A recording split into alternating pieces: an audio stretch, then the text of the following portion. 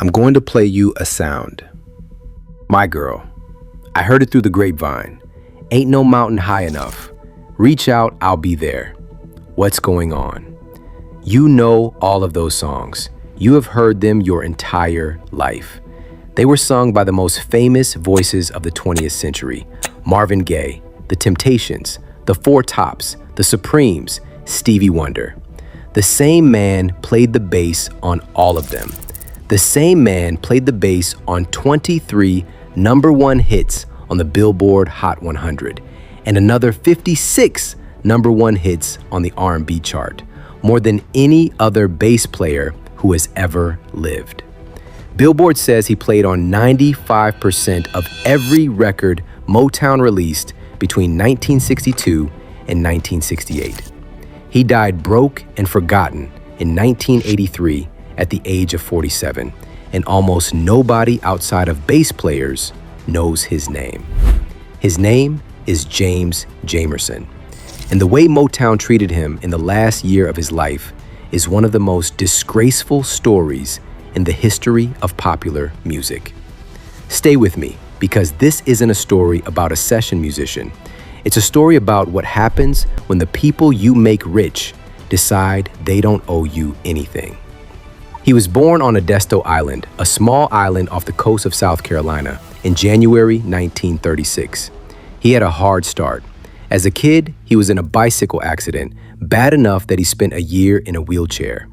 When he recovered, he walked with a slight limp for the rest of his life, and he was self-conscious about it.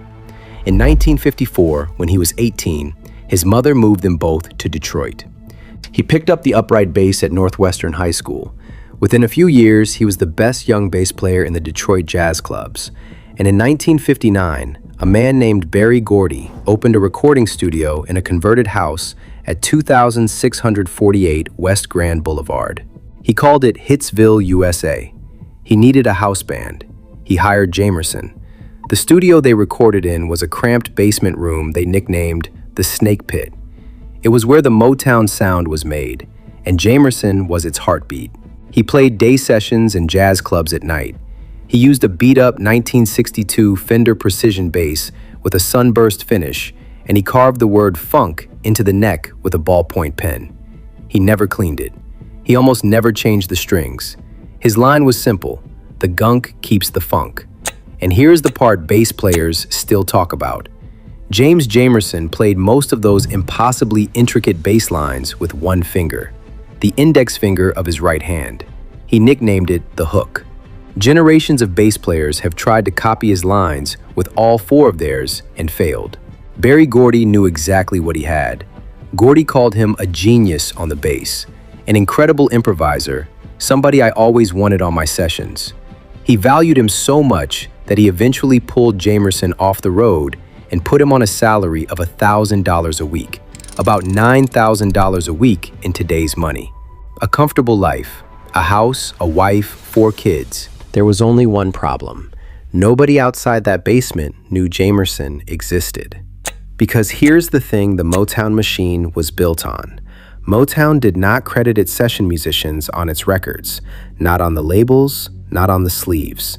The Funk Brothers, Jamerson, the drummer Benny Benjamin, the keyboardist Earl Van Dyke, and the rest, played on the records that made Motown the biggest black-owned business in America, and nobody knew their names. The world bought hundreds of millions of records made by these men, and most listeners didn't know they existed. The first time the name James Jamerson appeared on a major Motown release was 1971, 12 years into his career, on Marvin Gaye's What's Going On. The sleeve credited him as the incomparable James Jamerson. It was the beginning of recognition, and it was the end of his world. Because in 1972, Berry Gordy moved Motown to Los Angeles. The basement closed. The Snakepit was gone. The Funk Brothers, as an institution, ceased to exist. Jamerson followed the label west, and within a year, his relationship with Motown was over. The LA session scene was crowded. Tastes changed. Disco arrived, and his old-school Motown style was suddenly out of fashion. The drinking that had shadowed him since his 20s took over. He spent years in and out of hospitals, and then came the moment that should make every person watching this video furious. In March of 1983, Motown threw itself a 25th anniversary party, a televised special at the Pasadena Civic Auditorium. Diana Ross, the Supremes, Smokey Robinson, the Temptations, the Four Tops, the Jackson 5. The same special where Michael Jackson did the moonwalk for the first time in front of 47 million people.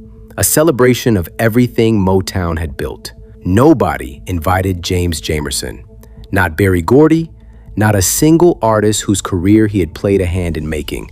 Not one Motown executive. The man whose bass had built the foundation of nearly every song they were going to perform that night was not invited. He had to scalp a ticket.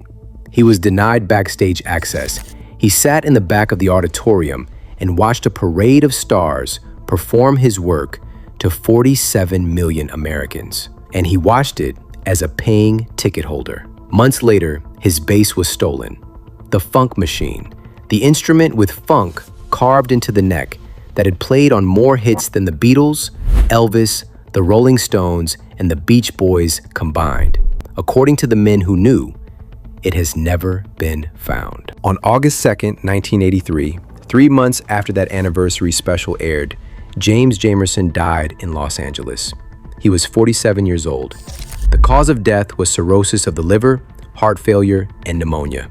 One source close to him said he died broke and bitter about his lack of recognition. He was right to be bitter.